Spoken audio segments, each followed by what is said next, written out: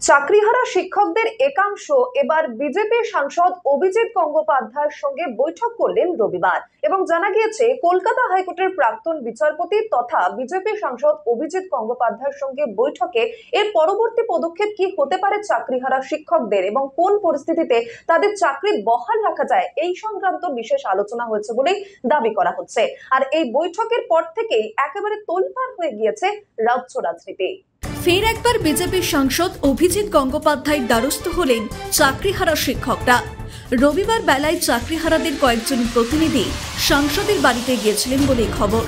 প্রসঙ্গত, অভিজিৎ গঙ্গোপাধ্যায় হলেন কলকাতা হাইকোর্টের প্রাক্তন বিচারপতি, যিনি এই সংক্রান্ত মামলায় প্রথম রায় দিয়েছিলেন। বর্তমানে বিষয়টি সুপ্রিম কোর্টে বিচারাধীন। আর প্রাক্তন বিচারপতি এখন বিজেপি সাংসদ।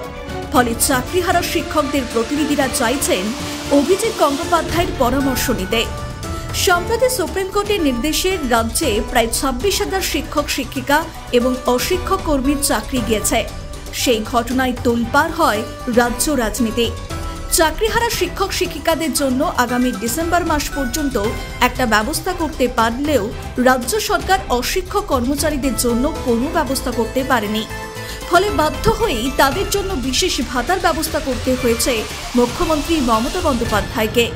জানি ইতিমধ্যেই কলকাতা হাইকোর্টে মামলা দায়ের হয়েছে।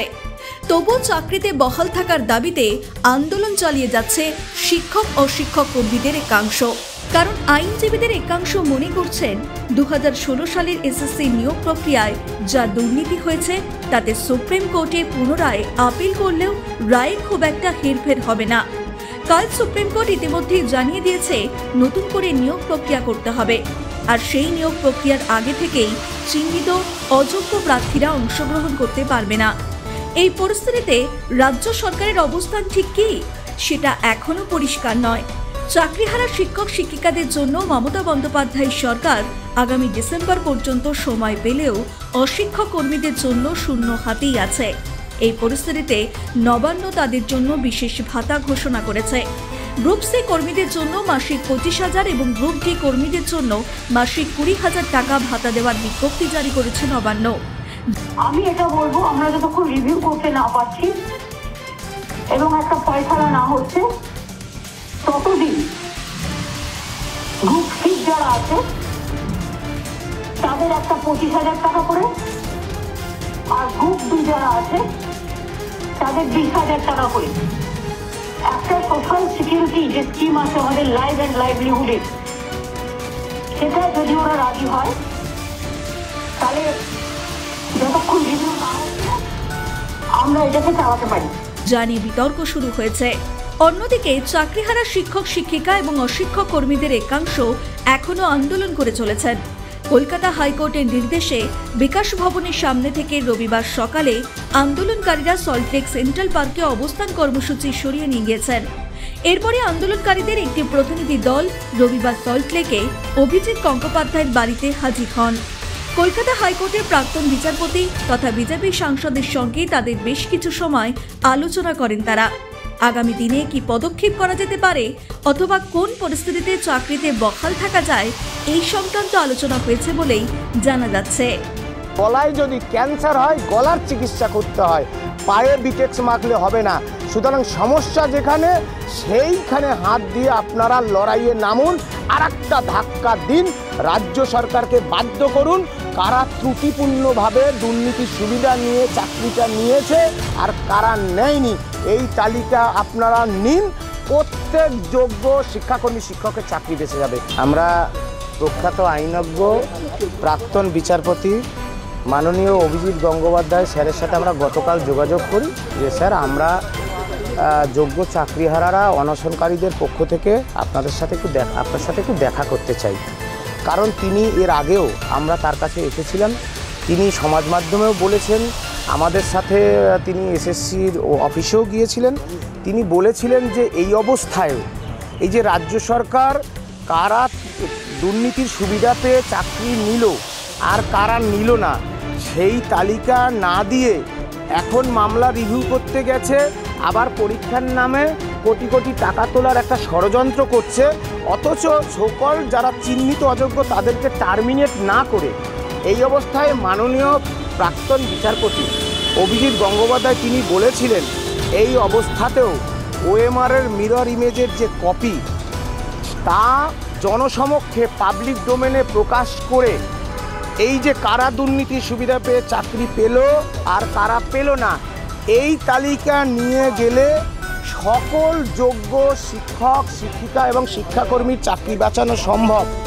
তার সেই কথায় আমরা আস্থা রেখেছি, আগেও এসেছিলাম, আজকে আমরা আবারও স্যারের সাথে একান্ত আলোচনায় যে স্যার যোগ্য শিক্ষকরা শিক্ষাকর্মীরা যেভাবে যন্ত্রণায় কাতরাচ্ছে তাদের দুঃখ দুর্দশার কথা যেমনভাবে দেশের প্রধানমন্ত্রী রাষ্ট্রপতি এবং সমস্ত সাংসদদের আমরা বলবো আপনারা এই দৃষ্টি আকর্ষণে আমাদের পাশে দাঁড়ান। ওই বৈঠক শেষে অভিজিৎ গঙ্গোপাধ্যায় জানান বিষয়টি সুপ্রিম কোর্টের হাতে। সুপ্রিম কোর্ট মনে করলে পুনর্মূল্যায়ন করতে পারে, নাও করতে পারে, সবই সুপ্রিম কোর্টের হাতে। যোগ্য চাকরি হারাদের কোনো দোষ নেই, তারা পরিস্থিতির শিকার। এই কথা সুপ্রিম কোর্টে বোঝানো গেলে রায় রিভিউ নিয়ে ভাবতেও পারে সর্বোচ্চ আদালত। যা অবস্থা হয়ে আছে তাতে তো সবই সুপ্রিম কোর্টের হাতে।